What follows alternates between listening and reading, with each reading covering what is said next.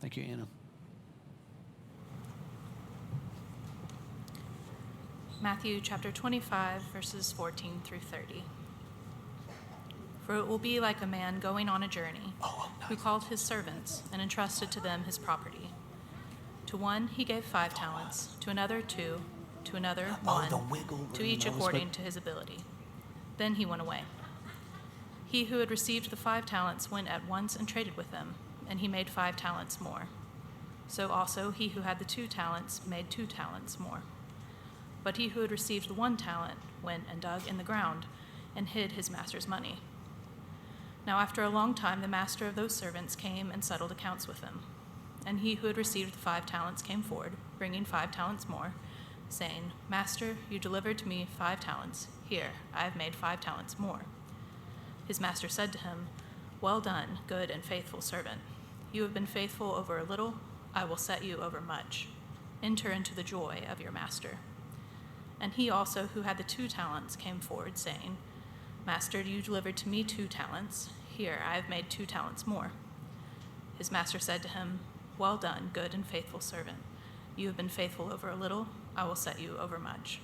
Enter into the joy of your master. He also, who had received the 1 talent, came forward, saying, Master, I knew you to be a hard man, reaping where you did not sow, and gathering where you scattered no seed. So I was afraid, and I went and hid your talent in the ground. Here, you have what is yours.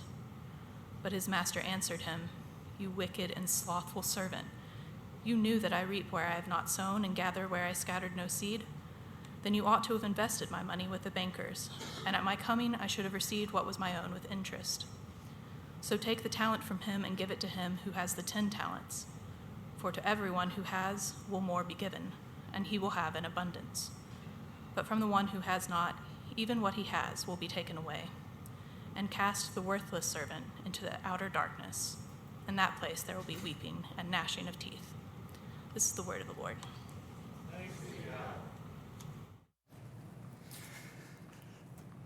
Thanks, Anna Carnes. What we've been up to the past week or two is thinking about looking at what is Jesus' vision for his church. This is something we try to get into the rhythm of doing around here at Redeemer before we get going with the fall, is just taking a minute, taking a few weeks to think about who are we as a church, what are we doing. It's in the same way like you retune a piano pretty routinely because pianos just naturally kind of get wonky. There's a natural inclination for churches to get wonky as well. In other words, there's a natural inertia for churches to just start to exist for themselves. And so this is kind of what we try to do every year is let's just recalibrate and think about who we are, what we're up to around here. And so last week we looked at this passage where Jesus tells us that in terms of how he thinks about things, human beings and a collection of human beings called the church, we exist to love God and to love our neighbors. And so that's what we talked about last week. And then for today, what we're going to do is look at this parable, this story that Jesus told, which gives us some instruction on how he has set up his church as well. But if you're at all familiar with Jesus' teaching, how he uses stories and parables, most parables are told in a way that really disrupt you and throw off your expectations, because as the story is being set up, you think the story is going one way, and then the punchline comes and the exact opposite is what happens. So, for example, he tells a story about a righteous and moral religious leader who goes to a temple, and next to him is this local con artist, and the punchline of the story comes where it is the criminal who is saved, and it's the moral Boy Scout who isn't. And it just kind of throws off all of your expectations. He tells another story about the prodigal son, where there's this younger son who is rebellious and breaks all the rules. And at the end, the punchline comes, and he's the one that has a party thrown for him. And it's the older son who is, rule-keeping, law-abiding. He doesn't get included in the party. It tells another story about a rich guy and then this vagrant named Lazarus, and the punchline comes that the vagrant is the one that goes to heaven, it's the rich guy that goes to hell, and everything gets thrown off. Well, the story that we have before us this morning, which Anna Karn so lovely read for us, is another one of these shocking, you don't expect this. This is not how you expect this thing to go, because the punchline of this parable, I'll just go ahead and tell you, is that he's talking about the kingdom. In fact, when he says, for it, in verse 14, for it will be like a man, the pronoun there is he's talking about the kingdom. That's what he was talking about right before this. So he's saying the kingdom belongs to those who take wild, audacious risks. And those who get cast out of the kingdom are those who are cautious. That's his punchline. He tells his people, he tells us that those who get the kingdom are those who take risks, reckless risks. And those who are cast out of the kingdom are those who play it safe. So let's talk about it, because there's a lot to talk here. There's a lot to unpack here. I want to look at three things from this parable, from this story. Number one, let's look at that we must risk. Number two, why we don't risk. And then number three, how we can risk. So that's our big kind of outline. That's where we're going to go today, looking at the story. That we don't, or that we must, and why we don't, but how we can. So first, let's look at that we must risk. This is kind of his big point with this, but if you start at the beginning, verse 14, Jesus sets up this story by telling us that there's this master who goes away on a journey. And before he goes away on his journey, he brings 3 of his servants to himself, and he gives them different amounts of money from his estate, from his property. And the first guy, it says that he gives 5 talents. Now, that doesn't mean anything to us because we don't use talent as a measurement for really anything anymore in terms of money or how stuff is weighed. But a talent in the ancient Near East, 1 talent would have been an astronomical amount of money. It was 20 years worth of wages. So even if you do a really minimum wage kind of life, 1 talent would have been $600,000. And this dude gets not 1, but 5. So dude just got $3 million dropped on him. $3 million for this first servant. Second servant gets 2 talents, $1.2 million. Still a ton of money. Third guy, 1 talent, $600,000. So each of these guys are given a big chunk of cash, and they're entrusted with it, which means that the expectation is for each of these guys to go and to develop it, to increase it, to put it to work so that when the master comes back from his journey, the master's net worth will have increased. He's entrusting them with this stuff, with this expectation that they will grow it. And you know, if you're going to have money grow, if you're going to increase anything financially, that always involves some level of risk. Even if you say, okay, let's take all of our money, or let's take a chunk of our money, well, let's put it in the stock markets, but we're going to play it super safe. We'll invest very conservatively. We'll diversify our portfolio. We're not going to put all our eggs in one basket. Okay, you can play it safe, but even that involves risk. The global market can crash. You might say, okay, well, let's buy up some Bitcoin. Let's invest in a bunch of Bitcoin. You know that's risky. Some of you know very painfully well how risky that is. Always a risk. So let's say you say, okay, let's try to make some more money let's buy up a house, let's flip it, let's turn it into an Airbnb. It's risk. You don't know what's going to happen to the neighborhood. You don't know what's going to happen to the real estate market. Even if you're Mark Cuban, and somebody comes before you on Shark Tank and pitches you this amazing idea, and you invest millions of dollars into the idea, and you own 30% of the company or whatever, it's still a risk. That company might go belly up. The point is that here is this master saying, I want my net worth to grow, but that's going to involve risk. In fact, what you see in the story is the only way that you can really guarantee that the money doesn't grow is to do nothing. to just completely sit on it. In fact, you see this contrast in the musical Hamilton. Here you have Aaron Burr, who is this character who is Mr. Cautious. He says at one point, I'll keep all my plans close to my chest. I'll wait and see which way the wind will blow.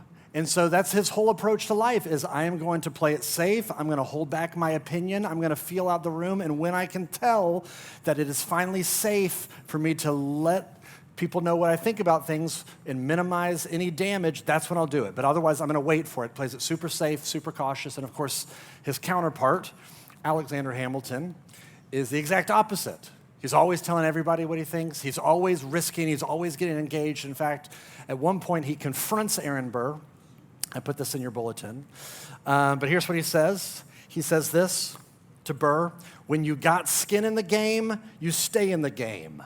But you don't get a win unless you play in the game. Oh, you get love for it. You get hate for it. You get nothing if you wait for it, wait for it. What is he saying? He is saying, look, if you play in the game, it's a risk. Some people are going to love you. Some people are going to hate you. The only way that you can guarantee that you get nothing is if you don't play. Jesus is saying the same thing. If you want to be a part of my kingdom, the way that you participate, it's going to involve risk. And the only way that you can guarantee that you get that nothing happens is that if you don't take risks, nothing happens. So the master says, I am going to bestow on you riches beyond your wildest dreams, and I want you to do something with it. I want, when I come back, for it to have grown, for my net worth to have grown. So as you start thinking about, okay, what does that mean for us?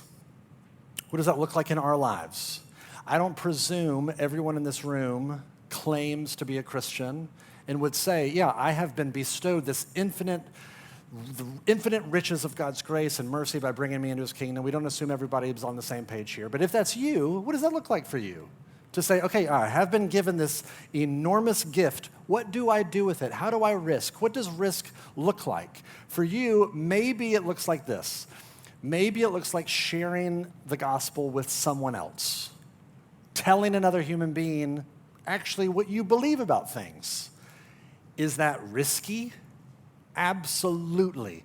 You can't control what they think of you at that point. They might think that you're a bigot. They might think that you're an idiot. They might ask you a question that you don't know how to answer, and so you look foolish. It's incredibly risky. It's way safer to keep your cards close to your chest and just wait for it. You know, I'm just brainstorming here. For you, it might also look like maybe I'm going to relocate my life and move to Midtown. And just participate a little bit more deeply in this thing that Redeemer keeps talking about, investing in this part of the city. Is that risky? Very risky. You might say, this is a part of the city I don't feel as safe in. This is a little further away from my circle of friends. I don't have as much, yard. I don't get a garage. It's a risk. Maybe for you, you've always wanted to start something to bless the city, but you just have just never kind of summoned up the courage for it, where you're like, okay, I want to start my own counseling practice or a counseling center, or I want to start a center for justice and really lean into meeting some of the material needs of our city, or I want to start a school, or I want to open up a restaurant, and I want to use my gifts and managerial skills and open up more jobs for people. Maybe you've always wanted to do something like that, but you just never had the incentive to get over the hump. And maybe this is the nudge. Maybe this is the incentive to get over the hump. Maybe for you, it's just as simple as inviting someone over to your house for dinner. That is risky. You risk them getting your carpet dirty. You risk, when their kids come in your home, maybe they're a little wild. Maybe they break one of the glass trinkets that you have on your bookcase. Maybe they spill wine on your new white couch. It's a risk. And yet, here's what I think Jesus is saying in this parable. I don't know how you read this parable and not conclude what he wants from us is to take risks where we might lose things. That's what these first two servants do, right? I mean, we don't know exactly what they do. All we know is they did something, and the money that they were entrusted with, it grows. So when the master comes back, he says this to each of them verbatim, verse 21 and verse 23, "Well done, good and faithful servant. You have been faithful over a little. I will set you over much. Enter into the joy of your master." And of course, the third servant doesn't do anything. It says in verse 18, you find out he dug a hole in the ground and he just buried it. And so the master's not okay with that. So the master comes back, and look what he says in verse 26, "You wicked and slothful servant." Now that's some strong language. And here's what's crazy to me. This guy didn't misuse the money that he was given. He didn't blow it all on meth and Fortnite skins. He didn't misuse it. He just didn't do anything with it. He didn't risk doing anything at all with it. God gives us these astronomical gifts, his grace, his mercy. In fact, he gives us himself. And what he says to you and me, if we're someone who trusts him, I want Memphis to look different because of you. When I come back, Memphis should look different because of the way that you invested in it. So here's the question for you and me. Again, if you're a Christian, just kind of talking to those of us in the room right now. Have you dug a hole and just sat on what you've been given so that it doesn't really benefit anybody else? Or have you stuck your neck out? Are you willing to stick your neck out? Are you willing to be vulnerable for the sake of the kingdom? The point of the parable is that we must risk. But, of course, that challenges us because for most of us, we don't like this. Some of you may be just reckless and, willing to jump off bridges, bungee jump, whatever. Like you're just like, let's take massive risks. Cool with that. For most of us, we study things like risk management. We use phrases like risk assessment. We don't like this. So why?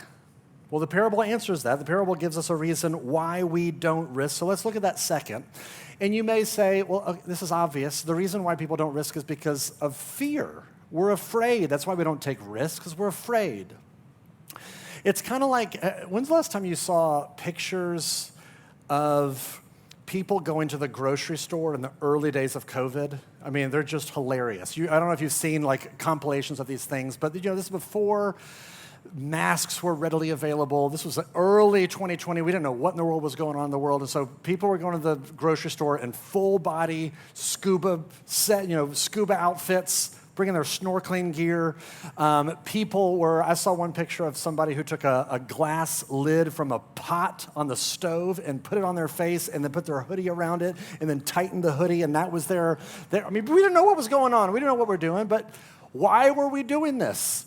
Because we were afraid. We didn't want to go into the grocery store unprotected, and so we attached pool noodles to our heads so that people were 6 feet away and that we wouldn't get this, disease because we were afraid. And you say, well, that's the reason why we don't take risks is because we're afraid. And that may be true, but I think there's a deeper reason. And the deeper reason gets provided in this very story. If you look at this third servant, he tells you why he was so cautious. Verse 24, "Master, I knew you to be a hard man, reaping where you did not sow and gathering where you scattered no seed." He doesn't risk because he has an impoverished view of his master. He says, "You're a hard man. I see you as being harsh, as being stingy, as being greedy. You just take stuff that doesn't belong to you, and so you don't seem worth risking for." I recently read a book called God Shines Forth. Great book. I'd recommend it. It's written by two authors. And in the opening chapter of that book, they're asking the question, why is the modern American church averse or indifferent to mission and evangelism and sacrificing ourselves for the sake of our neighbors and our neighborhood? And so they say Maybe it's because people in the modern world, we don't believe in evangelism anymore, that kind of feels inappropriate to tell people about what to believe or what you believe. They said maybe it's because doing mission, moving out into the world, feels dangerously close to imperialism, where you're just going out and colonizing the world, and that kind of feels icky.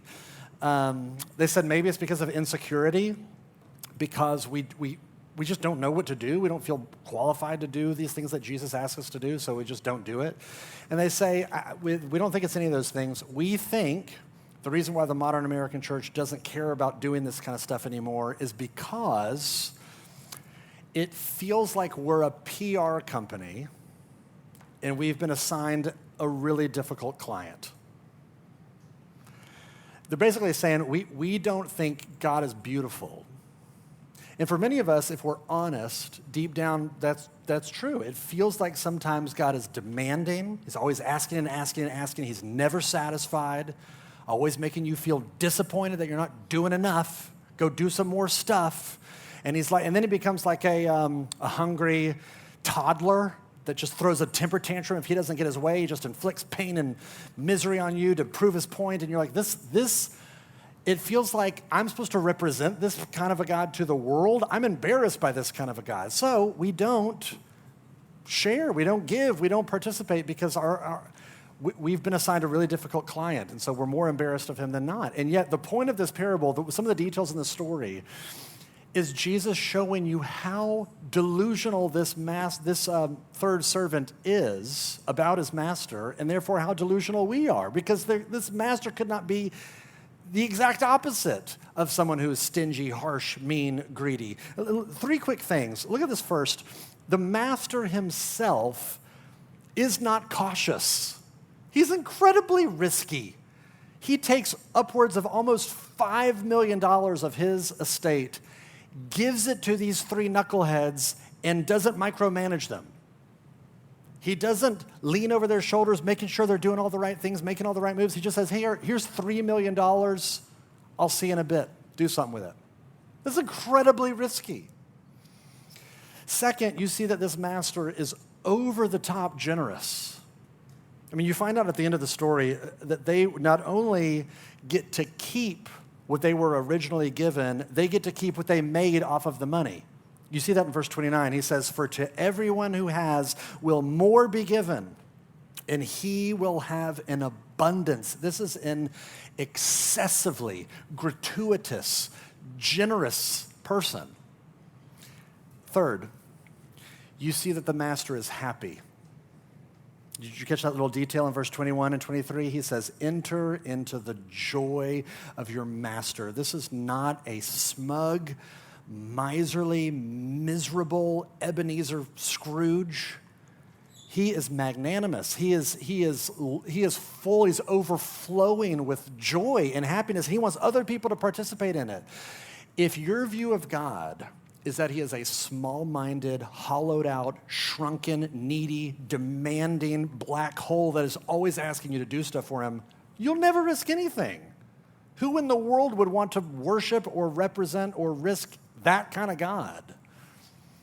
But when you know that your God is big-hearted, lavish, generous, over the top, joyful, that's when you start to risk.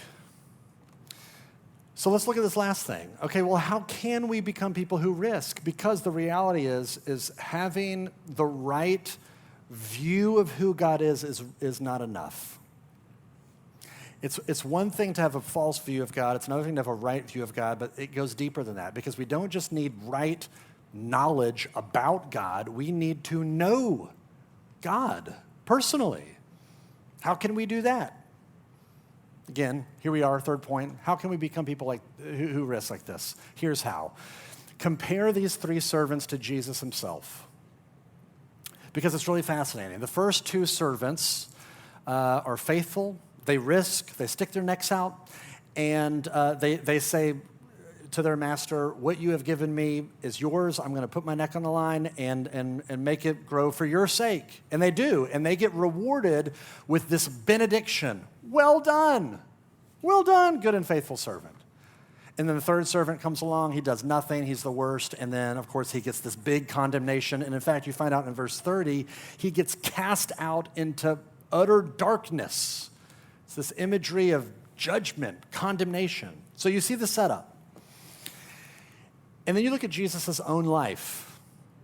And here is a man who was like the first two. He was the embodiment of a faithful servant. He risked his time and his energy and his reputation and his life, and he's just always sticking his neck out for God. He's always sticking his neck out for other people. He's risking. He says, my whole life is yours, God. Whatever you want, it's yours.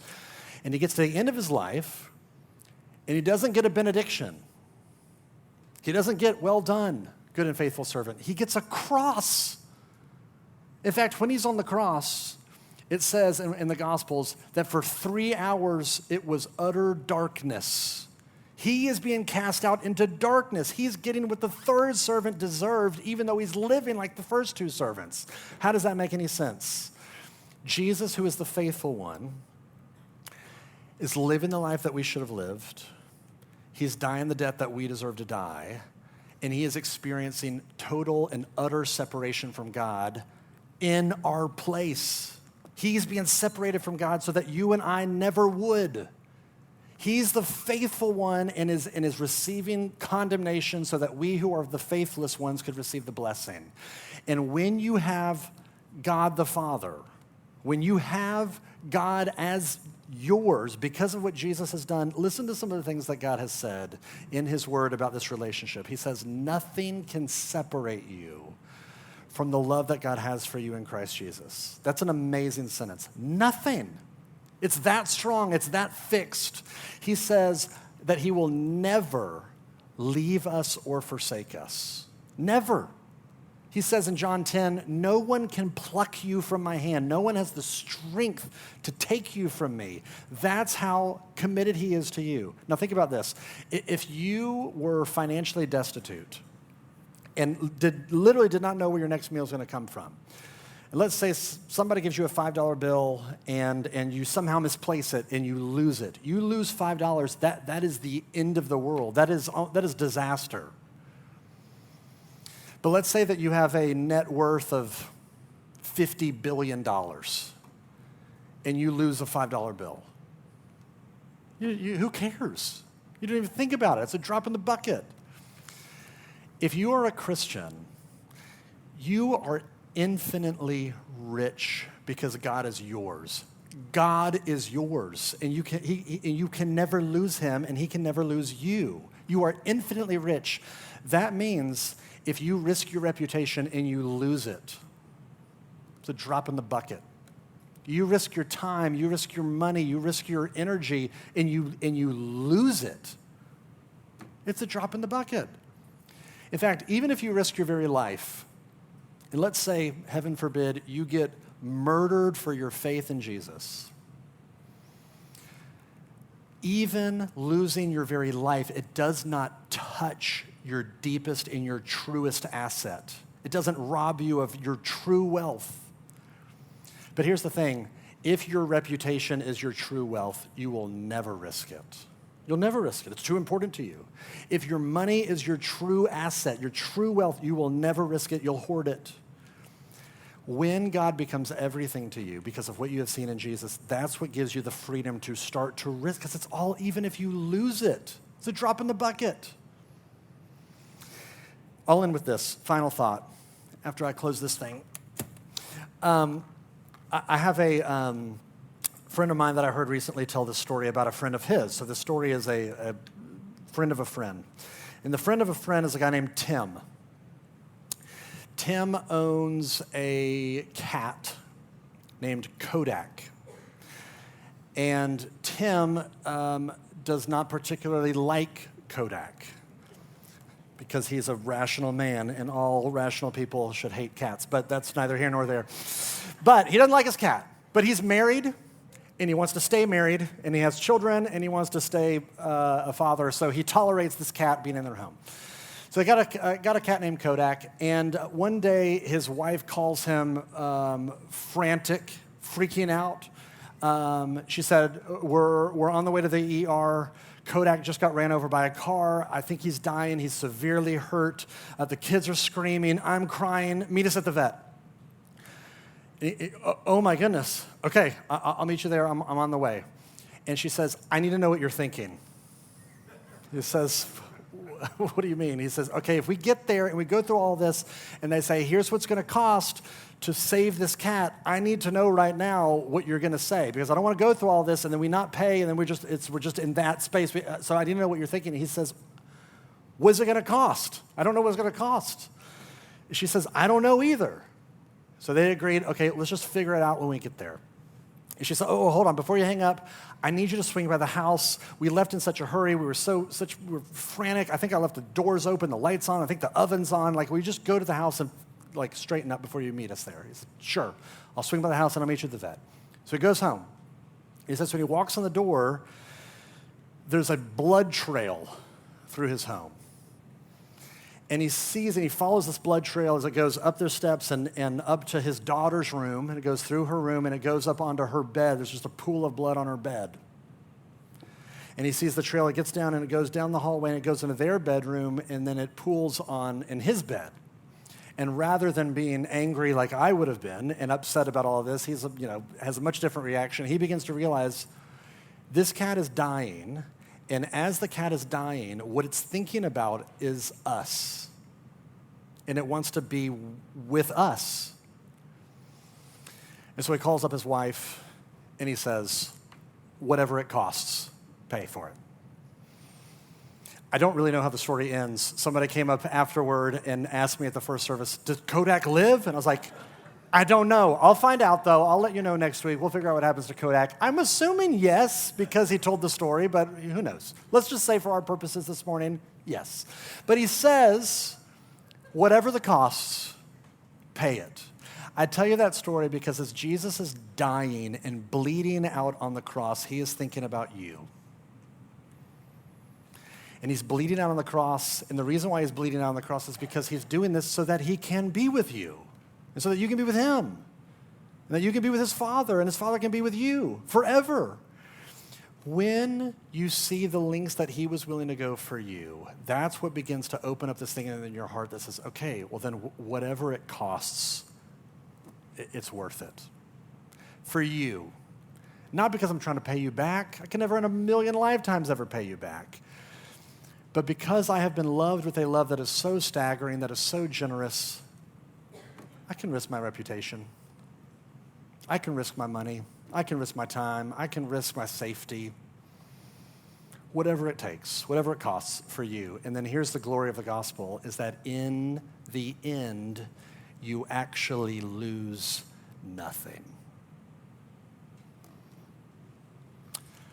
Consider that an invitation for you this morning. Let me pray for us. Father, thank you that you have given us such an inheritance that is so imperishable, kept in heaven for us, in the very being of yourself. That no matter how much we give, no matter how much we risk, no matter how much we sacrifice in this life, we lose nothing. Would you help us to get our heads around that, Father, even as we think about what it looks like to serve you as individuals, what it looks like to serve you as a church, that we might be the kind of people that take audacious risks for your name's sake. Not because in any way we're trying to pay you back, but because you're worth it and because we are secure by your grace. We pray all of this in Jesus' name. Amen.